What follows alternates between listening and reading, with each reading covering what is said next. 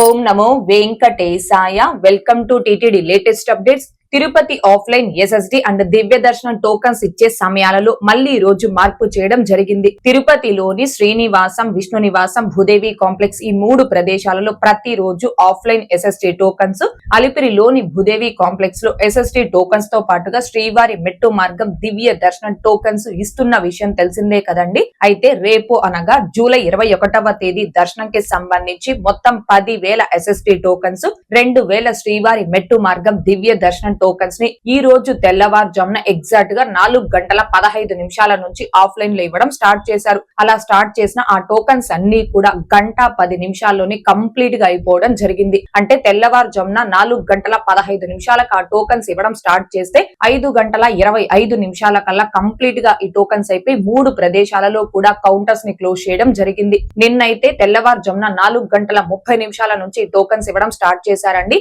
ఈ రోజు భక్తుల రద్దీ ఇంకొంచెం ఎక్కువగా ఉండటంతో ఇంకా ఒక 15 నిమిషాల ముందుగానే ఈ టోకన్స్ ఇవ్వడం స్టార్ట్ చేశారు. ఇది ఆఫ్లైన్ టోకన్స్ ఇచ్చే సమయాలకు సంబంధించి. ఇక ఈ రోజు అనగా జూలై 20వ తేదీ సోమవారం రోజున తిరుమలలో భక్తుల రద్దీ అయితే కొనసాగుతూ ఉంది.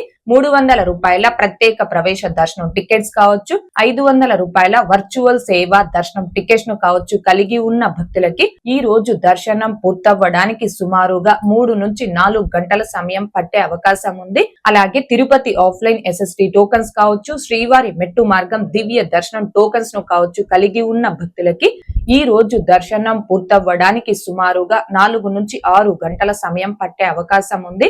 ఈ రోజు ఉదయం 6 గంటల సమయానికి శ్రీవారి ధర్మ దర్శనం అంటే ఎటువంటి టోకన్స్ లేకుండా స్వామి వారిని ధర్మ దర్శనం చేసుకోవడానికి వచ్చినటువంటి భక్తులు వైకుంఠం క్యూ కాంప్లెక్స్ 2 లోని 31 కంపార్ట్మెంట్ లో దర్శనం కోసం వేచి ఉన్నారు. ఇలా వేచి ఉన్నటువంటి భక్తులకే దర్శనం పూర్తవ్వడానికి సుమారుగా 10 గంటల సమయం పట్టే అవకాశం ఉంది.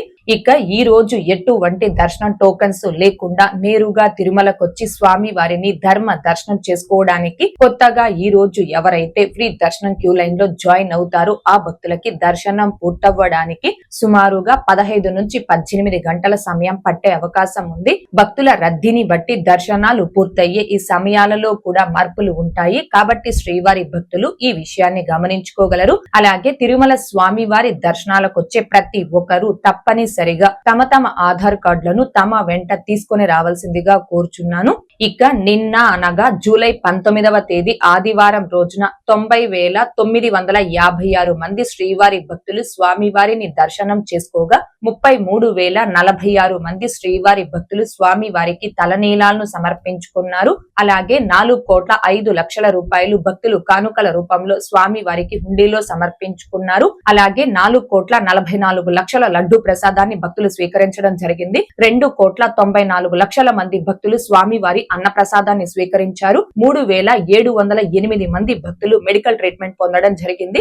ఓకే అండి, ఈ రోజు తిరుమలలో భక్తుల రద్దీ, దర్శన సమయాలు, ఇంకా తిరుపతి ఆఫ్లైన్ ఎస్ఎస్డి అండ్ దివ్య దర్శనం టోకెన్స్ కి సంబంధించి తెలియజేసే ప్రయత్నం చేశాను. ఈ వీడియో మీకు నచ్చినట్లయితే ఖచ్చితంగా లైక్ చేయగలరు, అలాగే షేర్ చేయగలరు. మరిన్ని తిరుమల అప్డేట్స్ కోసం మన ఛానల్ ని సబ్స్క్రైబ్ చేసుకుని రెగ్యులర్ గా ఫాలో అవ్వగలరు. ఓం నమో వెంకటేశాయ. Thanks for watching.